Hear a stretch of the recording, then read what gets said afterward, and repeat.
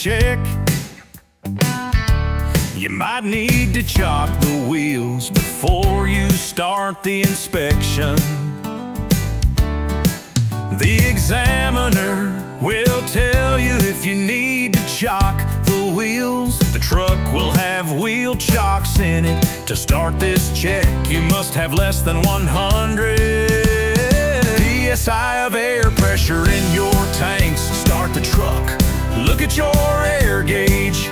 If the air gauge is showing more than 100 PSI, you will need to reduce air pressure by pumping the brakes to get the pressure below 100 PSI. So the air compressor will kick in and start building pressure.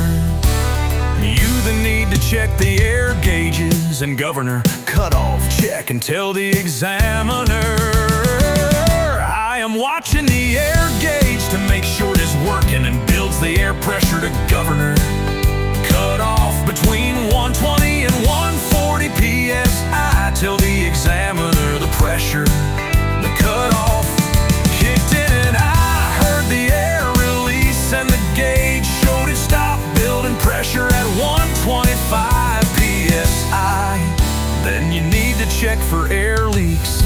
Put your foot on the brake pedal, release both the parking brake and the truck brake. Push the red and yellow buttons in. Keep your foot on the brake and shut off the engine. Turn the key back to the on position, but do not restart the truck.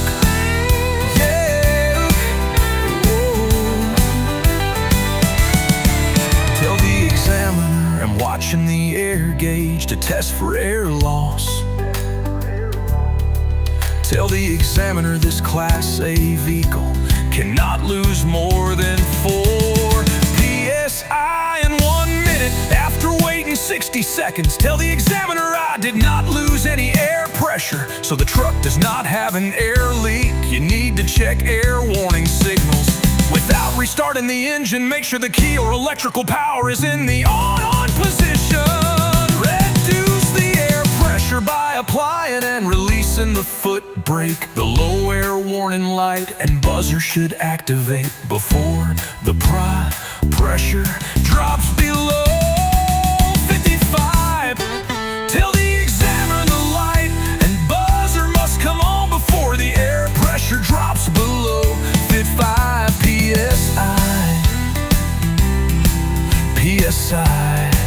Tell the examiner what the air pressure on the gauge is when the light buzzer came on, and also then you need to test the emergency brakes. Continue to pump the brake pedal to reduce the air pressure. Tell the examiner the yellow parking brake and red emergency brake buttons should pop out between 20 PSI and 45 PSI. Tell the examiner what the pressure is when the yellow button pops out. The red button will pop first, but make sure they both pop.